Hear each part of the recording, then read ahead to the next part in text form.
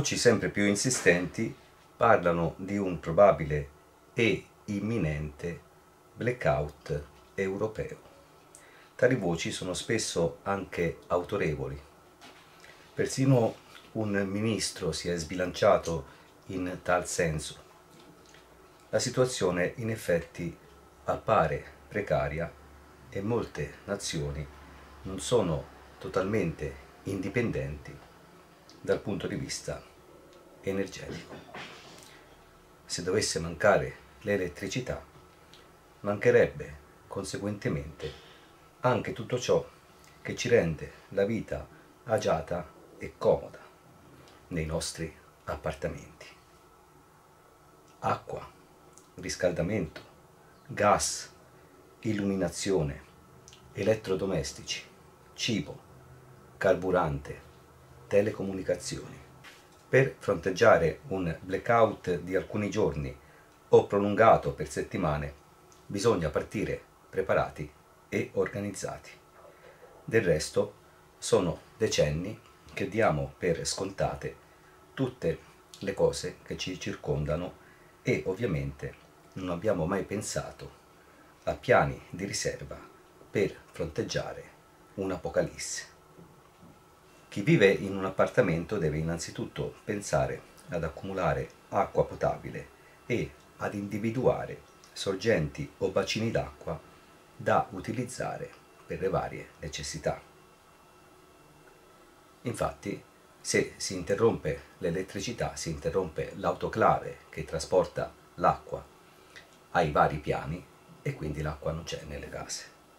Finita l'acqua potabile, potrebbe essere utile ricorrere a sorgenti libere e naturali dove l'acqua sgorga senza l'aiuto dell'elettricità. Se tali sorgenti non sono proprio sotto casa, è necessario tenere a disposizione un'auto o un mezzo motorizzato con il pieno da utilizzare solo per le strette necessità primarie e inderogabili. In questo frangente sarebbe quindi utile avere sempre il pieno nell'auto e nello scooter. Potrebbe essere utile, come del resto io ho già fatto, ripristinare i vecchi sistemi di accumulo delle acque piovane già presenti nei vecchi orti dismessi o costruirne di nuovi in luoghi facilmente accessibili. Si può attingere anche all'acqua di fiumi, bacini e canali per le necessità legate all'igiene, ai sanitari. Tale acqua può anche essere sterilizzata all'occorrenza. Per attingere ai pozzi senza elettricità basta utilizzare una pompa manuale o un secchio legato a un filo. Per sterilizzare l'acqua serve il fuoco. Per il fuoco serve la legna.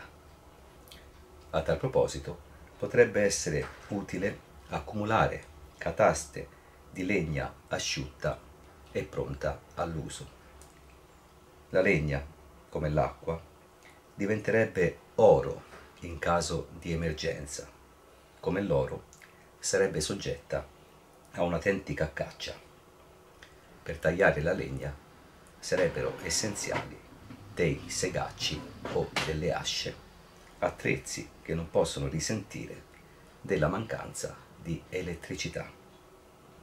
Chi come me abita in un appartamento potrebbe predisporre un barbecue, una cucina a legna o una stufa a legna direttamente sul terrazzo per evitare scarichi pericolosi all'interno del domicilio. Serve ovviamente una scorta di numerosi accendini. I fuochi all'aperto sarebbero facilmente attaccabili dalle persone in preda alla disperazione e soggetti alle circostanze atmosferiche. Sarebbe quindi necessario ripristinare l'antica arte della fiamma perenne, far sì che il fuoco della stufa non si spenga mai e sia già pronto al mattino per essere alimentato e utilizzato per cucinare e riscaldare. Gli ambienti interni sprovvisti di caminetto, quindi quelli degli appartamenti, potrebbero essere riscaldati con antichi scaldaletto a carbone, pietre riscaldate e isolate da panni in lana, pentole di acqua calda. Scorte alimentari. In mancanza di elettricità, i frigoriferi e i congelatori sarebbero inservibili. Supermercati e negozi sarebbero ovviamente chiusi. Le scorte alimentari dovrebbero essere quindi costituite da cibi essiccati, cibi in scatola, affumicati, sottosale, in salamoia, antichi metodi di conservazione utilizzati fino all'arrivo dell'elettricità. La natura ci offre fortunatamente anche il frutto delle nostre eventuali coltivazioni e miriadi di cibi spontanei come erbe, frutti, funghi, bacche. Può essere utile tenere a disposizione un kit di pesca da utilizzare se si abita vicino a laghi, fiumi, mari.